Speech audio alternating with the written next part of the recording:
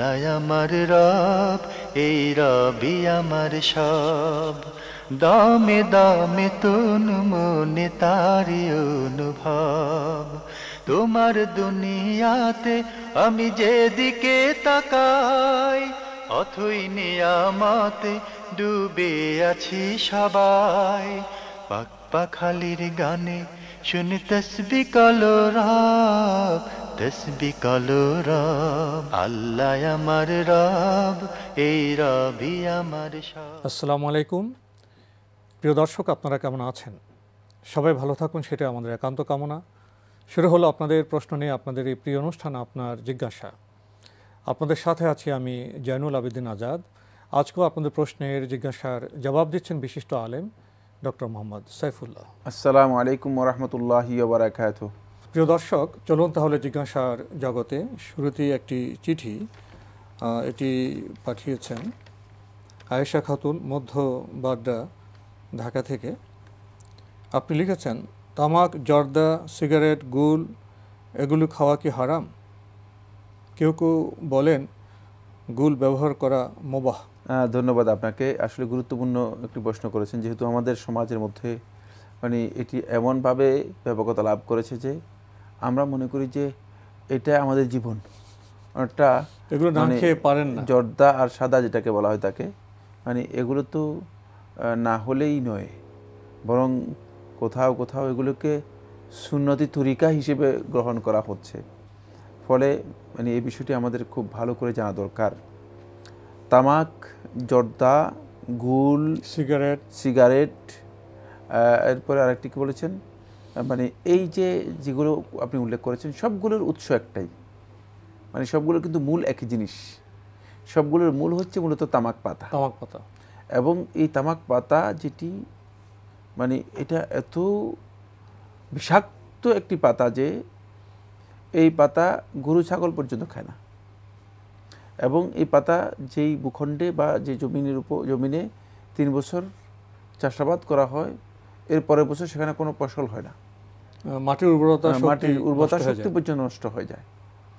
অত্যন্ত বিষাক্ত একটি পাতা। এটাকে শুকানো হয়, এই বিষাক্ত পাতাকে শুকানো হয়। শুকানোর পরে তারপরে এর যেই বিষক্রিয়া থেকে যায়, যতটুকু থাকে, এই ততটুকু কাঁচা, যেটা যে একটা ব্যক্তি যদি কাঁচা খায়, একটা পাতা পরিপূর্ণ খায়, তাহলে সে ব্যক্তি হয়তো তাৎক্ষণিক মারা যেতে পারে। মারা না গেলেও ভয়ঙ্কর একটা অবস্থা তার হতে পারে। আর বাকি শুকানোর পরে এর মধ্যে যতটুকু থাকে যতটুকু পরিমাণের সেখানে অবস্থা থেকে অবশিষ্ট থেকে যায়, সেটা থেকে সিগারেট, সেখান থেকে জর্দা, গুল, সাদা ইত্যাদি তৈরি করা হয় থাকে। এবং সেগুলো অত্যন্ত ক্ষতিকর। এই ক্ষতির বিষয়টি দুনিয়ার কোনো জাহেল ব্যক্তিও দ্বিমত পোষণ করে নাই, আলেম তো দূরের কথা। ডাক্তার, তারপরে সাধারণ পাবলিক, শিক্ষিত অশিক্ষিত সকল পর্যায়ের মানুষ এ ব্যাপারে ঐক্যমতে পৌঁছেছে যে এটি স্বাস্থ্যের জন্য ভয়ঙ্কর ক্ষতিকর। এবং এই ভয়ঙ্কর ক্ষতিকর বিষয়গুলোকে ইসলাম সম্পূর্ণরূপে নিষিদ্ধ করেছে। ইসলাম কোনোভাবেই ক্ষতিকর কোনো জিনিস নিজের জন্য গ্রহণ করা, সেবন করা, এরা ইসলামে নিষিদ্ধ। আমর ইবনে শুআইব থেকে বর্ণিত, তিনি তার পিতা থেকে বর্ণনা করতেছেন, তিনি তার পিতা তার দাদা থেকে বর্ণনা করতেছেন, রাসূলুল্লাহ সাল্লাল্লাহু আলাইহি ওয়াসাল্লাম বলেছেন, লা দারারা ওয়ালা দিরার। ইসলামের মধ্যে মূলত কোনো ধরনের অনিষ্ট নেই এবং কোনো ধরনের ক্ষতিকর কিছুই নেই।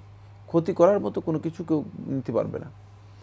এই ব্যাখ্যার মধ্যে সমস্ত উলামায়ে কেরাম ঐক্যমতে বলেছে, যেই সমস্ত বস্তুর মাধ্যমে মানুষের ক্ষতি হয়ে থাকে সেগুলো মানুষ নিজে গ্রহণ করতে পারবে না এবং সেগুলো অন্যকে গ্রহণ করতে দিতে পারবে না। সুতরাং এটি একেবারে নিষিদ্ধ। আবার শুধু ক্ষতিকর যে তা নয়, বরং এগুলো ক্ষতির মধ্যে সবচেয়ে বেশি খাবিস, সবচেয়ে বেশি। যেমন এগুলোর মধ্যে দুর্গন্ধময় এবং এগুলোর মধ্যে রয়েছে নিজের শারীরিক যে অনেকগুলো ক্ষতি এর মধ্যে তৈরি হয়ে থাকে। কোরআনে কারীম মধ্যে আল্লাহ সুবহানাহু ওয়া তাআলা ইরশাদ করেছেন, ওয়া ইউহাররিমু আলাইহিমুল খাবাইস, যে আল্লাহ রাব্বুল আলামিনের পক্ষ থেকে তিনি তোমাদের উপর বা তাদের উপর হারাম ঘোষণা করবেন আল খাবাইস, সকল প্রকার খাবিশ বস্তুসমূহ। খাবিশের তাফসীরের মধ্যে উলামায়ে কেরাম বলেছেন যে এই বস্তুগুলো হচ্ছে খাবিশ, কারণ এগুলো মানুষের জন্য ক্ষতিকর এবং মানুষের জন্য অনিষ্টকর। তার সাথে অতিরিক্ত রয়েছে একটা জিনিস, দুর্গন্ধময়। আপনি সিগারেট খেলে কি যে গন্ধ হয়ে থাকে, সেটা মানে সত্যিকার অর্থে যারা সিগারেট খায় না তারাও উপলব্ধি করতে পারবে যে এটা আসলে কেমন জটিলতা। তারপরে আপনি তামাক খান, তারপরে জর্দা খান, মুখের মধ্যে একটা দুর্গন্ধ তৈরি হয়, আপনি সেটা কোনোভাবেই দূর করতে পারবেন না। মুখের মধ্যে এদের এমন দুর্গন্ধ হয়ে যায় যে দুর্গন্ধটা মানে একটা নিয়মিত একটা বিষয়ে পরিণত হয়ে যায়। ফলে মানে আল্লাহর ফেরেশতারা পর্যন্ত কষ্ট পায়। এই কারণে মানুষ তো কষ্ট পায়, কারণ একজন লোক যখন দেখবেন আপনি পাশে বসছেন আর তামাকখোর, তার সাথে আপনি যখন বসেন আপনি সত্যিকার অর্থে মানে খুব কষ্ট পাবেন। মানে এখন আপনি কষ্ট পাচ্ছেন, ওয়া ইন্নাল মালাইকাতা তাআদ্দা মিম্মা ইয়াতাআদ্দা মিনহু বানু আদম। রাসূলুল্লাহ সাল্লাল্লাহু আলাইহি ওয়াসাল্লাম হাদিসের মধ্যে বলেছেন যে ফেরেশতারাও, আদম সন্তান যে সমস্ত দুর্গন্ধ থেকে কষ্ট পায়, ফেরেশতারাও সেখান থেকে কষ্ট পায়। সুতরাং আপনি কষ্ট পাচ্ছেন, ফেরেশতারাও কষ্ট পাচ্ছে, সবাইকে কষ্ট দিচ্ছেন। এই জন্য এই কাজগুলো ইসলামের মধ্যে এগুলো হারাম। উপরন্তু আরও বিষয়ের সাথে জড়িত আছে এগুলো হারাম হওয়ার ব্যাপারে, কারণ এর মধ্যে কোনো ফায়দা কল্যাণ নেই, অকল্যাণ ছাড়া। ওনার এই তথ্যটা ভুল যে গুল ব্যবহারটা মুবাহ নয়, এটাও হারাম। এটাও হারাম, জি। আপনি আরও লিখেছেন খালু, ফুফা, সৎ চাচা, চাচাতো চাচা, এদের সাথে কি পর্দা করতে হবে? জি, এদের সাথে পর্দা করবেন। আপনারা লিখেছেন আমরা বলে থাকি আল্লাহর ইচ্ছা ছাড়া গাছের পাতাও নড়ে না, বা সবই আল্লাহর ইচ্ছা। তাহলে খারাপ কাজ বা পাপের কাজ কিভাবে হয়? এখানে আল্লাহর ইচ্ছা বলতে বোঝানো হচ্ছে আল্লাহ রাব্বুল আলামিনের হুকুম।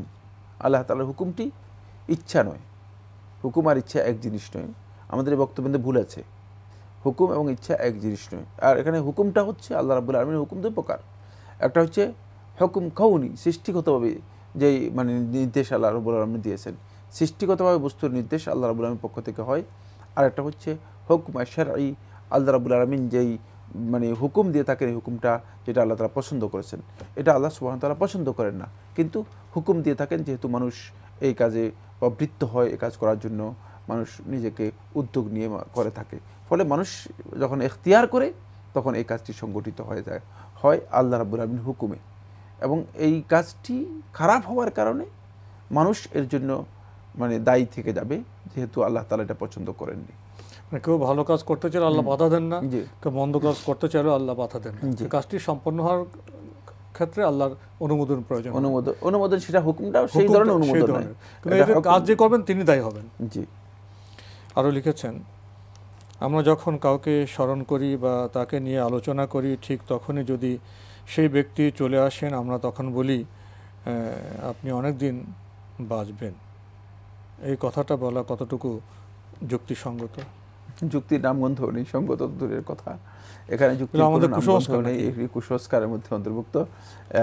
আমরা অনেক কুসংস্কারে জড়িত আছি, তার মধ্যে এটি একটি। কোনো ব্যক্তি মানে অনেক দিন বাঁচবেন না, যতদিন বাঁচার ততদিন বাঁচবেন। হ্যাঁ, যতদিন ততদিন। আমাদের কথা আলাপচারিতার কারণে, আলাপনের কারণে কার হাত বাড়বেও না, কমবেও না। বোন আয়েশা খাতুন, আপনি তো অনেকগুলো প্রশ্ন করেছেন একটি চিঠিতে, 17টি। আমরা আজকে আর আপনার বাকি প্রশ্নের জবাব দিতে সক্ষম হলাম না। ইনশাল্লাহ আমরা আগামীতে আপনার বাকি প্রশ্নের জবাব দেওয়ার চেষ্টা করব। এবার আমাদের হাতে আরও একটি চিঠি, এটিও দীর্ঘ চিঠি, পাঠানো হয়েছে দক্ষিণ দনিয়া, নূরপুর, ঢাকা থেকে। নাম প্রকাশে অনিচ্ছুক। লিখেছেন দোয়া করার সময় কি আল্লাহ পাকের প্রশংসার মাধ্যমে মোনাজাত শেষ করা উত্তম? হ্যাঁ, দোয়া যদি কেউ আল্লাহ রাব্বুল আলামিনের প্রশংসার মাধ্যমে শুরু করেন এবং আল্লাহ তাআলার প্রশংসা করে শেষ করেন, কোনো সন্দেহ নেই আমার আল্লাহ তাআলার প্রশংসা করলে তিনি সবচেয়ে বেশি প্রশংসিত হন, খুশি হন এবং আল্লাহর বান্দার কথা তিনি সব শুনেন। আরও লিখেছেন শুকরিয়া সেজদা কয়টা দিতে হয়? আল্লাহু আকবার বলে সেজদায় যে আল্লাহ পাকের কিছু প্রশংসা করে আবার আল্লাহু আকবার বলে উঠে যাব, এই নিয়মটা কি ঠিক আছে? জি, ঠিক আছে। একটি সেজদাই যথেষ্ট। সেজদার মধ্যে আপনি আল্লাহ সুবহানাহু ওয়া তাআলার পবিত্রতা, প্রশংসা সব কিছু করতে পারবেন। মজলিসের কাফফারার দোয়াটা কি 3 বারই পড়তে হয়? না, 3 বার প্রয়োজন নেই, একবার পড়লেই যথেষ্ট। যদি কেউ মানে বেশি পড়েন তিনি পড়তে পারেন, তবে একবার পড়লেই যথেষ্ট হয়ে যাবে। সুবহানাকা আল্লাহুম্মা ওয়া বিহামদিকা আশহাদু আল্লা ইলাহা ইল্লা আনতা আস্তাগফিরুকা ওয়া আতুবু ইলাইক। আপনি আরও লিখেছেন, নতুন পোশাক পরিধান করার সময় গোসল করা কি মুস্তাহাব? না, মুস্তাহাব সুন্নত কিছুই না। নতুন পোশাক পরার জন্য গোসল করা মুস্তাহাব, ফরজ, সুন্নত কিছুই না। তবে গোসল করাটা যদি ইচ্ছে করে প্রয়োজন হয় তিনি গোসল করবেন। গোসলটা আমাদের সমাজের মধ্যে মানে যেহেতু পানির মানে বেশি পানি আছে, প্রাচুর্য আছে, পানি বেশি পাওয়া যায়, সেজন্য আমাদের সমাজের মধ্যে প্রতিদিন মানুষ গোসল করে থাকে। এটা কোনো সুন্নত ওয়াজিবের মধ্যে নয়, এটাকে আদাতের মধ্যে অন্তর্ভুক্ত, এটি অভ্যাসের মধ্যে অন্তর্ভুক্ত। এবং অনেকে আছে স্বাস্থ্যসম্মত, অনেকে আছে যে মানে গোসল না করে তার খারাপও লাগে, তো তিনি মানে করাটাই ভালো। স্বাস্থ্যসম্মত, এটাও ঠিক বলেছেন, এটি স্বাস্থ্যের জন্য মানে ক্ষতিকর নয় বরং উপকারী। সেক্ষেত্রে কেউ যদি গোসল করেন তিনি করতে পারেন, কিন্তু এটা সুন্নত মুস্তাহাবের মধ্যে অন্তর্ভুক্ত হবে না।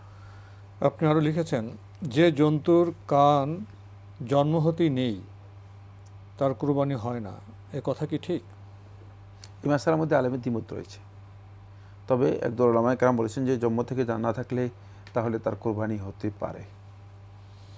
আরও লিখেছেন, মৃত্যুকালীন সময়ে কেউ কাছে বসে সূরা ইয়াসিন পড়লে মৃত্যু কষ্ট কম হয়, এ কথা কি ঠিক? না, এ বক্তব্য শুদ্ধ নয়।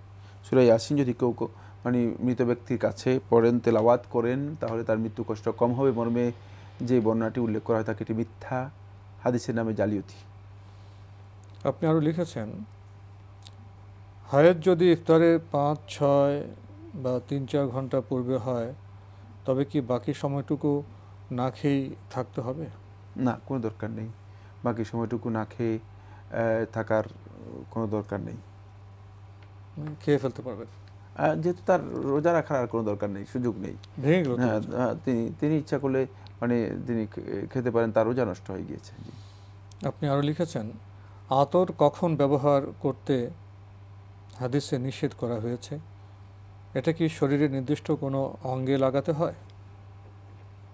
না, নির্দিষ্ট কোনো অঙ্গের বিষয়টি উল্লেখ আসেনি হাদিসের মধ্যে। আবার রাসূলুল্লাহ সাল্লাল্লাহু আলাইহি ওয়াসাল্লাম কখনো কখনো আতর ব্যবহার করতে নিষেধ করেছেন, এরকমটাও সহিহ কোনো হাদিস দ্বারা সাব্যস্ত হয়নি।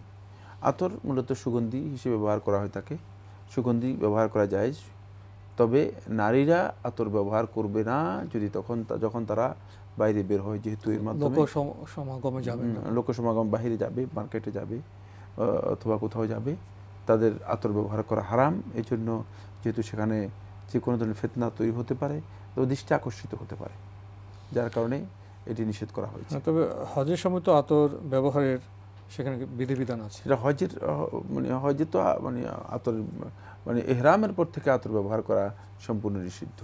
ইহরামে যতক্ষণ থাকবে ততক্ষণ আতর ব্যবহার করবে না। আরও লিখেছেন, জায়নামাজ বিছানোর সময় এর সামনের অংশ পা দিয়ে ঠিক করা যাবে কি? ঘরে বা বাথরুমে কোনো কারণে কাপড় খোলার দরকার হলে সে অবস্থায় কি কিবলামুখী হওয়া যাবে? জি, যাবে। আরও লিখেছেন, ক্ষুধা ব্যতীত আহার করা কি গুনাহ? সুন্নাহ পরিপন্থী কাজ হতে পারে, গুনাহ নয়। যেহেতু রাসূলুল্লাহ সাল্লাল্লাহু আলাইহি ওয়াসাল্লাম হাদিসের মধ্যে বলেছেন যে মানে ইন্না লা নাকুল হাত্তা নাজু, মানে আমাদের ক্ষুধা লাগা পর্যন্ত আমরা খাই না। ক্ষুধা লাগার পরে খেলে সুবিধা হচ্ছে একটাই, সেটা হলো মানে আপনার এটাকে বলা হয় যে খাবারের মধ্যে অতি ভোজ হবে না, তাহলে অতিরিক্ত ভোজ হলে মানে হজমের জন্য সমস্যা হয়ে যাবে, এবং মানে সেখানে স্টোমাক বড় হয়ে যেতে পারে, মানে অনেকগুলো সমস্যা তৈরি হতে পারে। তারপরে মানে ক্ষুধা লাগলে খেলে আপনার হজমটা ঠিক মতো হবে, মানে আপনার ক্ষতি কম হবে। মানে বেশি খাওয়ার মধ্যে তো ক্ষতি রয়েছে, ডাক্তার তো তাই বলে থাকেন। আপনি আরও লিখেছেন, ব্যক্তিগতভাবে নিজেরা হজে যাওয়া কি উত্তম? এখানে আমি যদি বুঝতে পেরেছি, এখন তো বিভিন্ন প্রতিষ্ঠানের মাধ্যমে, হজ এজেন্সির মাধ্যমে হজে যাওয়া হয়, এবং ওই সমস্ত সুবিধা না নিয়ে ব্যক্তিগতভাবে কেউ যদি চেষ্টা করে হজে যান, সেটা কি উত্তম? আদৌ কোনো সিস্টেম নাই, যেতে তো হবে এজেন্সির মাধ্যমে যেতে হবে, সরকারের মাধ্যমে যেতে হবে, না এজেন্সির মাধ্যমে, বেসরকারি এজেন্সি। ব্যক্তিগতভাবে যাওয়ার কোনো সিস্টেমই নেই, সুতরাং আপনি ব্যক্তিগতভাবে যেতে পারবেন না, এই কাজটি আপনার করার সুযোগ নেই। হজ মানে হজ মানে পালন করতে আপনি যখন যাবেন, যে একটা বাইরে একটা ট্যুর, মানে সেখানে আপনার মানে অন্যের সহযোগিতা নেওয়াটাই অনেক উত্তম। অভিজ্ঞতার প্রয়োজন হবে। জি। তো আমরা তো আপনার অনেকগুলো প্রশ্নের জবাব দিলাম, প্রায় 28টি প্রশ্নের জবাব কয়েকটি পর্বে। তো আপনার এত ইসলাম সম্পর্কে ভাবনার, প্রশ্ন লেখার, চিন্তাভাবনা করার জন্য আপনাকে অনেক ধন্যবাদ। প্রিয় দর্শক, এবার আমাদের হাতে আরও একটি চিঠি, এটি পাঠানো হয়েছে ঢাকা থেকে, নাম প্রকাশে অনিচ্ছুক। লিখেছেন, আমাকে একজন বলেছিলেন যারা মলত্যাগের পর ঢিলা ব্যবহার করে, পরে পানি ব্যবহার করে না, তাদের হাতের খাবার খাওয়া হারাম। না, এই ফতোয়ার কোনো ভিত্তি নেই। যে ফতোয়া দিয়েছেন এটা ভিত্তিহীন একটা ফতোয়া দিয়েছেন। ঢিলা ব্যবহার করলে তার তাহারাত হাসিল হয়ে যাবে, সুতরাং তার খাবার খাওয়া কেন হারাম হবে, এটি আমার জানা নেই। এর কোনো ভিত্তি আছে বা দলিল আছে আমার জানা নেই। এরপরে আপনি লিখেছেন, ওই কথা শুনে আমি বলেছিলাম বাইরের বা বাজারে তৈরি কোনো খাবার আমি খাবো না, কোনো দিনও না। বাট পরে জানলাম পানি ব্যবহার করে যথেষ্ট এবং হাত ধুয়ে ফেললে হবে সাবান দিয়ে। এখন কি খেতে পারবো যে কোনো হালাল খাবার যে কারো হাতে তৈরি করা? খেতে অসুবিধা নেই, খেতে পারবেন। আগে উনি ভুল করেছিলেন, জি, এখন শুদ্ধ হয়ে যান। জীবনকে স্বাভাবিক এবং সহজ করার চিন্তা করাই ভালো। যেটা হারাম করা হয়নি সেটা নিজের থেকে হারাম করা বোধহয় এটা ইসলামের বিধান শুদ্ধ নয়। জি, এটা হারাম করার কোনো সুযোগ নেই, আপনি খেতে পারবেন, কোনো অসুবিধা নেই, জায়েজ রয়েছে আপনার জন্য। আরও লিখেছেন, আমি নিয়ত করেছিলাম সূরা ইয়াসিন সারা জীবন প্রতিদিন পড়ব এবং মৃতদের জন্য সওয়াবের জন্য দোয়া করব। এই ধরনের নিয়ত করা কি ঠিক? ঠিক না হলে এখন কি করব? না, আপনার এই নিয়ত করাটাও শুদ্ধ ছিল না। বাকি সূরা ইয়াসিন যদি আপনি সারা জীবন পড়তে পারেন তাহলে তো অবশ্যই সওয়াব পাবেন। আপনি চেষ্টা করুন যথাসম্ভব পড়ার জন্য। যদি কোনো কারণে পড়তে না পারেন এতে আপনি গুনাহগার হবেন না। ইবাদত বন্দেগীর কথাবার্তা বা নিয়ত বা ওয়াদা করার ক্ষেত্রে সহজ পন্থা অনুসরণ করতে হবে। মধ্যম পন্থাই হচ্ছে এখানে সবচেয়ে উত্তম। খায়রুল উমুরি আওসাতুহা, মানে বর্ণনার মধ্যে এসেছে যে সবচেয়ে উত্তম আমল হচ্ছে, উত্তম কাজ হচ্ছে মানে যেটা আওসাতুহা, এই সবগুলোর মধ্যে যেটা মধ্যম পন্থা। কোনোভাবে প্রান্তিকতা, কোনোভাবে মানে একেবারেই খামখেয়ালি কোনো দিকে যাওয়া যাবে না, মানে এর মাঝামাঝি থাকতে হবে। মুসলিম উম্মত মধ্যপন্থী উম্মাহ। জি। আরও লিখেছেন, সৌদি আরবে যখন 21, 23, 25, 27, 29 রমজান, আমাদের দেশে তখন 20, 22, 24, 26, 28 রমজান, তাহলে শবে কদর কয়দিন হবে? শবে কদর একদিনই, এক রাত, দিন তো না। শবে কদর দিন হয় না, শবে কদর হয় রাত। শবে কদর একটি রাত্রি, সে একটি রাত্রি আমাদের দেশে আমাদের সময় অনুযায়ী মানে ঘুরে আসবে, আবর্তিত হবে। এটা গোটা পৃথিবীতে আবর্তিত হবে এবং একটি রাত, সেটি দুইটি রাত না। আপনি আরও লিখেছেন, কোরআনের আয়াতের সেজদা দেওয়ার সময় অজু করতে হবে কি? সেজদার আয়াত কি 14টি? এই মাসটার মধ্যে আলাদা দ্বিমত আছে। উজু করাই উত্তম, উজু করে দেওয়াটাই হলো উত্তম। আর সিজদার আয়াতের সংখ্যা 14 বা 15টি, আলেমদের মধ্যে মতবিরোধ রয়েছে। তাহলে আপনার অজু করে তো উত্তম। অজু ছাড়া কি? অজু ছাড়াও সিজদা দিতে পারবেন যদি কোরআন তেলাওয়াত করেন, কিন্তু উত্তম হচ্ছে অজু সহ। আর কি বসে দিতে হবে সেজদা, না দাঁড়াতেই হবে?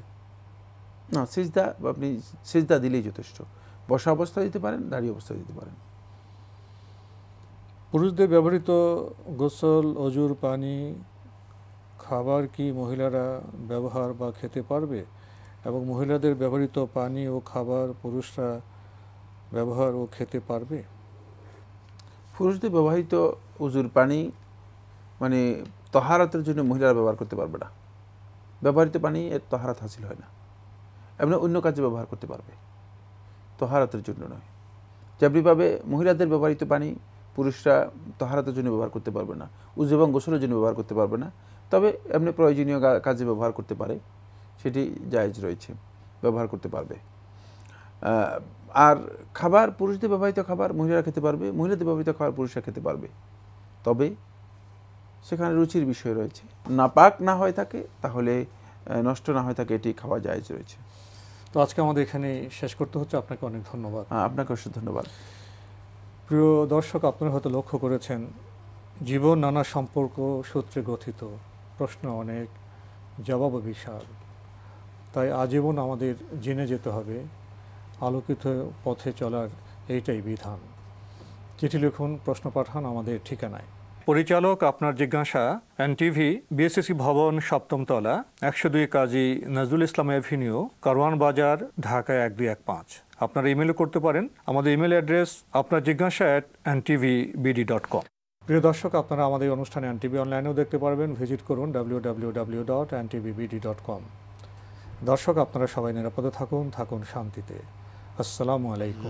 আমার রব, এই রবি আমার সব, দামে দামে তুন মনে তারি অনুভব। তোমার দুনিয়াতে আমি যেদিকে তাকাই, অথই নিয়ামতে ডুবে আছি সবাই।